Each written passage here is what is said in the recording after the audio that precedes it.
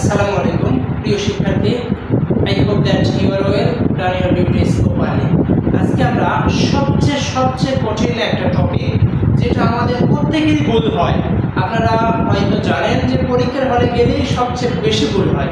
সেই জন্য আমি আপনাদের জন্য আজকে জাস্ট অল্প একটু সময়ের ক্লাস নিব। সমৃদ্ধ, বিবৃত, উচ্চ মধ্য, নিম্ন মধ্য এবং নিম্ন, অর্থাৎ এই যে মৌলিক স্বরধ্বনি যে আছে সাতটা, এই সাতটাকে একটা হচ্ছে উচ্চারণের ভিত্তিতে বিভক্ত করা হয় এবং জিহ্বার অবস্থানের ভিত্তিতে তিনটা ভাগে ভাগ করা হয়। এইগুলো নিয়ে আমরা আজকে আলোচনা করব। সবাইকে আমি বিনীতভাবে আহ্বান জানাচ্ছি, দ্রুত আপনারা একটু যুক্ত হয়ে যান আজকের লাইভ ক্লাসে, যাতে কি হয় আপনাদের এই কনফিউশন টপিকগুলো অনায়াসেই যাতে আপনি পরীক্ষার হলে পারেন ইনশাআল্লাহ। তো আর কথা না বলে দ্রুত আমরা ক্লাসে চলে যাব। সবাইকে আমি রিকোয়েস্ট করছি যে আপনারা একটু দ্রুত আজকে ক্লাসটাতে যুক্ত হন এবং আমার কথা স্পষ্ট শুনতে পাচ্ছেন কিনা সেটাও আমাকে একটু দ্রুত জানান। কাইন্ডলি একটু দ্রুত জানান। আজকে আমরা খুবই গুরুত্বপূর্ণ একটা টপিক নিয়ে আলোচনা করতে যাচ্ছি, সেটা হচ্ছে মৌলিক স্বরধ্বনি যে আমরা হচ্ছে সাতটা পেয়েছি, সেই সাতটাকে আমরা আজকে আলোচনা করব যে জিহ্বার উচ্চারণের ভিত্তিতে, জিহ্বার অবস্থানের ভিত্তিতে আমরা আজকে আলোচনা করব। সবাইকে আমি বিনীতভাবে আহ্বান জানাচ্ছি, দ্রুত একটু জানান। আজকে আপনার এই ক্লাসটা হতে পারে সবচেয়ে কি বলবো, লাইফের বেস্ট ক্লাস হতে পারে। দ্রুত একটু যুক্ত হন এবং সবকিছু কথাগুলো ঠিক মতো শুনতে পাচ্ছেন কিনা। আমরা জানি মৌলিক স্বরধ্বনি হচ্ছে সাতটি। কি ভাইয়া, মৌলিক স্বরধ্বনি কয়টি? মৌলিক স্বরধ্বনি হচ্ছে সাতটি। মৌলিক স্বরধ্বনি হচ্ছে সাতটি। সেগুলো কি কি? আমরা জানি স্বর অ, আমরা জানি স্বরে আ, আমরা জানি ঋষি, আমরা জানি হুস্যু, আমরা জানি এ, আমরা জানি ও, আমরা জানি অ্যা অথবা অ্যা। আমরা জানি এই মৌলিক স্বরধ্বনি হচ্ছে সাতটি। এই পাশে যে সাতটা লিখেছি এই সাতটি। এখন এই সাতটি পরীক্ষার জন্য খুবই গুরুত্বপূর্ণ, উচ্চারণের ভিত্তিতে এবং জিহ্বার অবস্থানের ভিত্তিতে। আমরা আজকে এই কনফিউশনগুলো একটু দূর করে নেব। আমাকে একটু দ্রুত জানান বা একটু কাইন্ডলি জানান যে সব কিছু ঠিকঠাক মতো শুনতে পাচ্ছেন কিনা এবং দেখতে পাচ্ছেন কিনা। এই যে টপিকটা বলবো বা যেটা আলোচনা করব আপনার লাইফের জন্য খুবই গুরুত্বপূর্ণ। যদি আপনি অ্যাডমিশন পরীক্ষার্থী হন, আপনি চাকরি পরীক্ষার্থী হন, আপনি যে কোনো পরীক্ষার্থী হন না কেন, দেখুন আমরা একটু লক্ষ্য করবেন এইভাবে। দুইটা তথ্য লিখবেন একটা জিহ্বার, লিখবেন জিহ্বার উচ্চারণের ভিত্তিতে এবং জিহ্বার অবস্থানের ভিত্তিতে দুইটা তথ্য লিখবেন এইভাবে। লেখেন জিহ্বার অবস্থানের ভিত্তিতে, জিহ্বার অবস্থানের ভিত্তিতে, অর্থাৎ এই যে আমরা যে মৌলিক স্বরধ্বনি পেয়েছি সাতটা, এই সাতটা হচ্ছে জিহ্বার অবস্থানের ভিত্তিতে তিনটা ভাগে ভাগ করা হয়। তিনটা ভাগে ভাগ করা হয়। জিহ্বার অবস্থানের ভিত্তিতে এই মৌলিক স্বরধ্বনিকে তিনটা ভাগে ভাগ করা হয়। কি কি? এই যথা হিসেবে আমরা এখানে একটু পরে লিখছি আলোচনার ভিত্তিতে। এটা একটা তথ্য লেখেন। আরেকটা তথ্য লেখেন জিহ্বার উচ্চারণের ভিত্তিতে। দেখেন জিহ্বার উচ্চারণের ভিত্তিতে এই দুইটা তথ্য একটু লিখবেন। জিহ্বার অবস্থানের ভিত্তিতে, আচ্ছা ক্লিয়ার, ঠিক আছে, থ্যাংক ইউ। একটু খাতায় নোট করে ফেলুন। একটা তথ্য দেখো, জিহ্বার অবস্থানের ভিত্তিতে মৌলিক স্বরধ্বনি হচ্ছে তিন ভাগে বিভক্ত। দেখো জিহ্বার অবস্থানের ভিত্তিতে, এটা তথ্যটা লিখে নেই। জিহ্বার অবস্থানের ভিত্তিতে মৌলিক স্বরধ্বনি তিন ভাগে বিভক্ত।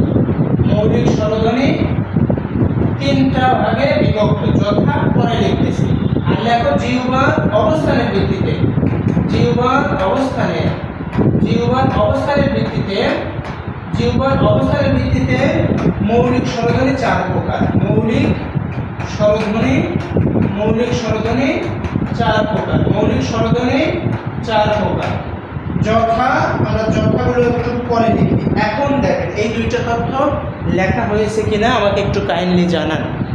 লেখেন জিহ্বার অবস্থানের ভিত্তিতে মৌলিক স্বরধ্বনি তিন প্রকার, আর এখানে অবস্থান, এটা উচ্চারণের ভিত্তিতে, এখন প্রশ্ন লিখে দিচ্ছি। এখানে লিখবেন জিহ্বার উচ্চারণের ভিত্তিতে, জিহ্বার উচ্চারণের ভিত্তিতে মৌলিক স্বরধ্বনি 3 প্রকার, আর জিহ্বার উচ্চারণের ভিত্তিতে মৌলিক স্বরধ্বনি 4 প্রকার। এখন দেখেন কিভাবে মনে রাখবেন। প্রথম কথা, এই মৌলিক স্বরধ্বনি যে 7টা আছে, এই 7টা জিহ্বার অবস্থানের ভিত্তিতে, মানে উচ্চারণ করতে গেলে ওই অবস্থানটা, জিহ্বাটার অবস্থানটা কোথায় কোথায় হয় লক্ষ্য করবেন। আমরা জানি কোনো সেন্টেন্সকে বা আমরা জানি কোনো কিছু, আমরা জানি প্রথমে যে থাকে তাকে আমরা কি বলি, যে বলে সে সামনে আছে, তাই কিনা?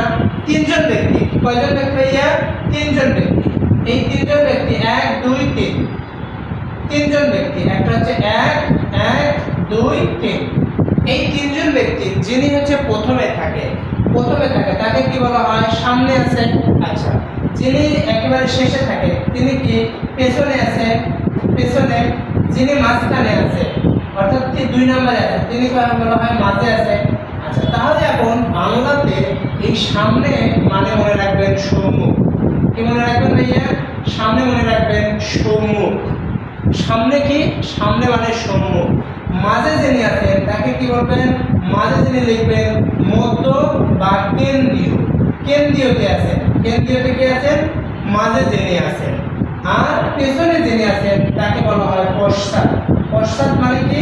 পশ্চাৎ মানে তিনি হচ্ছেন, কেন্দ্রীয়টা লিখলাম না, মাঝে মধ্যটা লিখলাম না, কেন্দ্রীয়টা লিখলাম।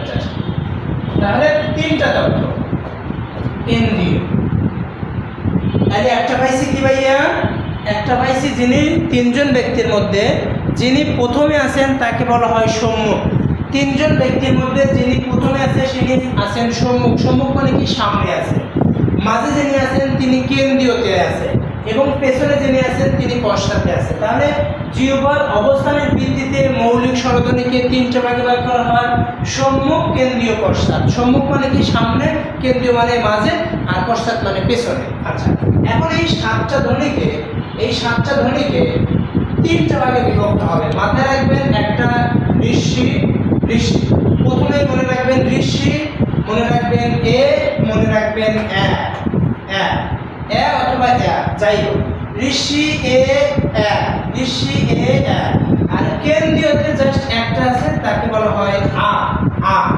আর পশ্চাতে আছে হস্যু ও অ।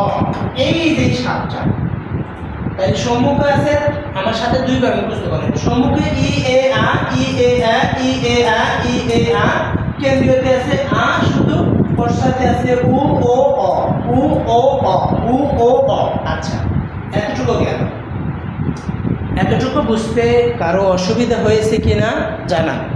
আর এখন আরেকটা তথ্য আমাদের জন্য খুবই গুরুত্বপূর্ণ হচ্ছে এই 4তলা ভবন। কয়তলা ভবন ভাইয়া? এইটা হচ্ছে 4তলা ভবন। কয়তলা ভবন ভাইয়া? 4তলা ভবন। 4তলা ভবন। এখন এই মনে করেন 4তলা একটা ভবন আছে। এই 4তলা ভবনে যেটা সবচেয়ে উঁচুতে আছে, আমরা জেনে বলি একেবারে 4তলা ভবনের যিনি, যেটা 4তলা, আমরা তাকে কি বলি? উঁচুতলা, মানে সবচেয়ে উঁচু, মানে মনে রাখবেন উচ্চ। এটা হচ্ছে উচ্চ। আর উচ্চ থেকে একটু নিচু আছে যেটি, তাকে আমরা বলবো উচ্চ মধ্য। কি বলবো ভাইয়া? আমরা তাকে বলবো উচ্চ মধ্য। কি বলবো? উচ্চ মধ্য। একেবারে সবচেয়ে যিনি প্রথমে আছে উঁচুতে, আর তার চেয়ে একটু নিচে আছে উচ্চ মধ্য। আর যেটা একবার নিচতলা ভবন তাকে আমরা অবশ্যই বলবো সে হচ্ছে নিম্ন। অবশ্যই কি বলবো? অবশ্যই নিম্ন। নিম্ন হচ্ছে যে একটু উপরে আছে, তাকে আমরা কি বলবো? তাকে আমরা বলবো হচ্ছে নিম্ন মধ্য। নিম্ন কি বলবো আমরা? তাকে কি বলবো ভাইয়া? তাকে আমরা বলবো হচ্ছে নিম্ন মধ্য। নিম্ন মধ্য। দেখেন 4তলা ভবনের যিনি একেবারে 4র্থ তলাতে থাকে সে উচ্চ তলায় আছে, আমরা এখানে লিখবো উচ্চ। যিনি 3 তলায় আছেন তাকে লিখবো উচ্চ মধ্য। যিনি একেবারে শেষে আছেন, নিচে আছেন, তাকে বলা হয় নিম্নতলা। নিম্ন হচ্ছে যে একটু উপরে, নিম্ন মধ্য। নিম্ন হচ্ছে যিনি একটু উপরে, তাকে বলবো নিম্ন মধ্য।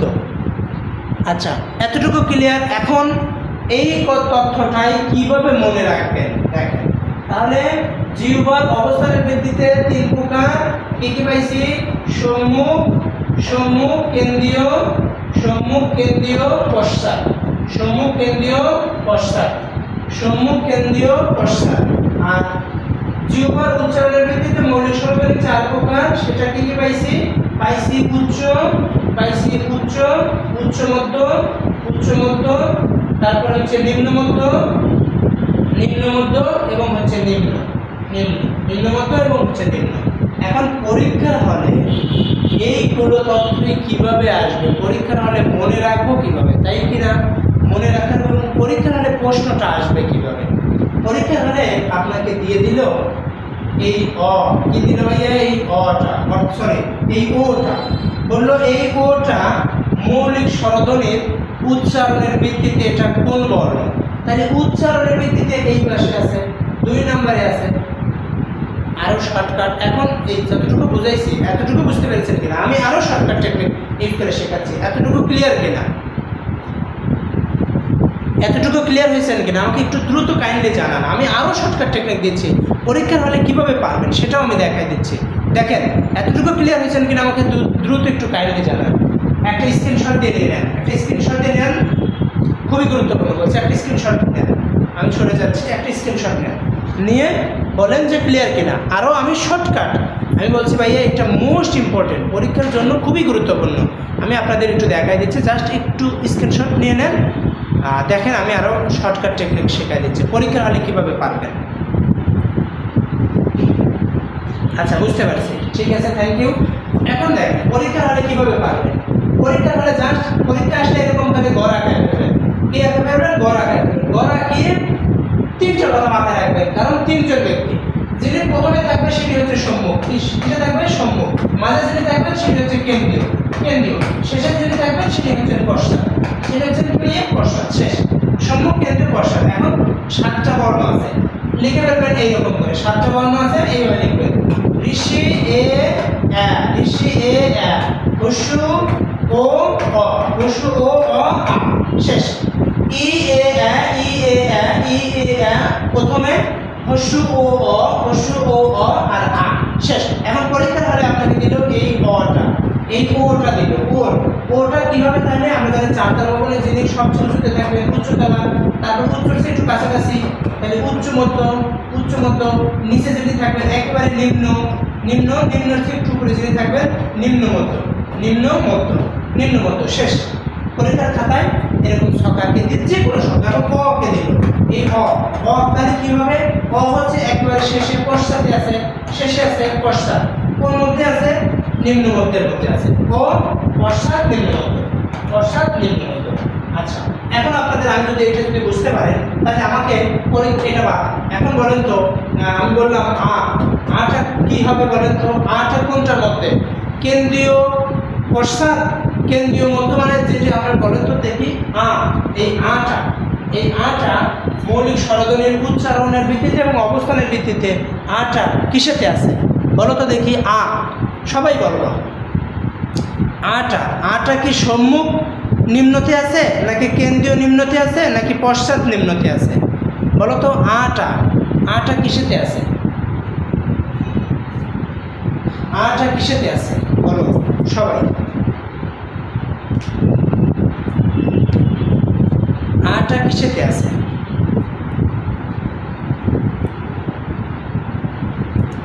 নিম্ন কেন্দ্রীয়। Very good. কিভাবে পারবা? জাস্ট পরীক্ষা হলে আসলে এই যেরকম ছক সম্মুখ কেন্দ্রীয় পশ্চাৎ, তারপরে ই এ আ 4টা বড় রাখবা। ই এ আ, তারপরে একটা শেষে হচ্ছে ই এ আ, তারপরে ও অ, তাহলে এটা হচ্ছে কেন্দ্রীয়তে আছে, এটা হচ্ছে কেন্দ্রীয়তে, আর একবার শেষে আছে নিম্নতে, কেন্দ্রীয় নিম্ন শেষ, খেলা শেষ।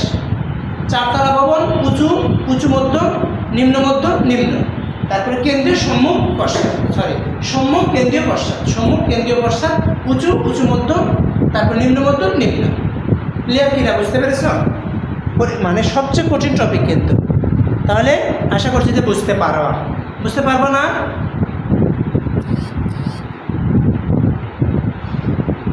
বলো এখন বুঝতে পারবে কি না? এখন এই কঠিন টপিকটা তোমাদের কাছে কি সহজ মনে হলো নাকি কঠিনই মনে হলো? আমাকে একটু দ্রুত জানাও তো ভাইয়া, যে না ভাইয়া আমি এখনো বুঝতে পারিনি। এরকম কেউ আছো যে ভাইয়া আমি এখনো বুঝতে পারিনি? এরকম যদি কেউ থাকো আমাকে একটু কাইন্ডলি একটু জানাও, একটু কাইন্ডলি জানিয়ে দাও যে ভাইয়া এখনো বুঝতে পেরেছো কিনা, বুঝতে পেরেছো?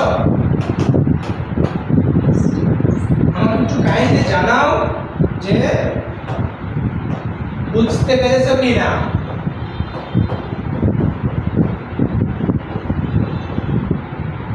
আমাকে একটু দ্রুত জানাও যে বুঝতে পেরেছো।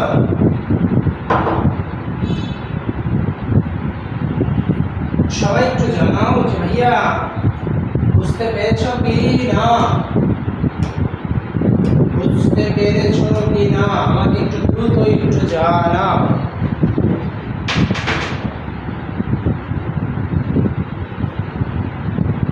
আর সংবিত এবং হচ্ছে বিবৃত, এটা নিয়ে আমরা একটু তথ্য দিব। বলো বলো বলো সবাই, কেমন এমন করলে হয় বলো। আর কোনো সমস্যা বা যে কোনো টপিকে যদি সমস্যা থাকে আমাকে একটু জানাও যে ভাইয়া কঠিন মনে হচ্ছে নাকি, না বুঝতে পারোনি নাকি, আমাকে একটু কাইন্ডলি জানাও।